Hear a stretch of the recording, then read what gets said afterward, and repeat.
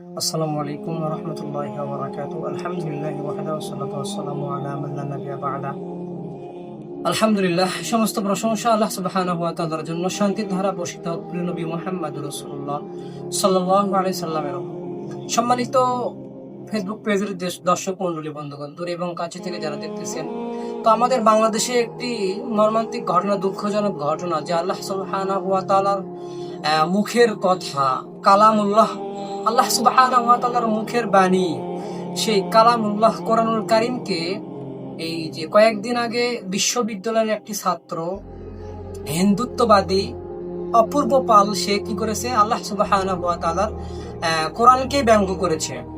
কোরআনকে ব্যঙ্গ করে সে কি করছে, ভিডিও তৈরি করছে, কোরআনকে মাটিতে রেখে কোরআনের ওপর পা দিয়ে ভিডিও করে ফেসবুকে, সোশ্যাল মিডিয়াতে আপলোড করেছে।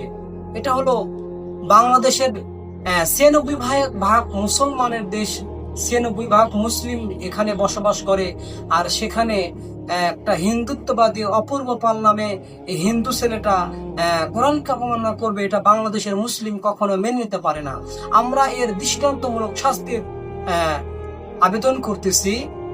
যারা পুলিশ প্রশাসন, সরকারি কর্মকর্তা, প্রধান উপদেষ্টা যারা আছে, আমরা অবশ্যই এর ফাঁসির দাবি করতেছি। কারণ একটা উগ্রবাদী হিন্দুত্ববাদীকে যদি ফাঁসি দেওয়া হয়, একটা নাস্তিককে ধরে যদি ফাঁসি দেওয়া হয়, হাজারো নাস্তিক, হাজারো হিন্দুত্ববাদীরা সতর্ক হয়ে যাবে যে কোনোদিন আর ইসলামকে নিয়ে তারা কথা বলবে না, ইসলাম ধর্মের কোনো বাজে মন্তব্য তারা করবে না। আমরা আশা করছি আপনারা বুঝতে পারছেন। আসসালামু আলাইকুম ওয়া রাহমাতুল্লাহি ওয়া বারাকাতুহু।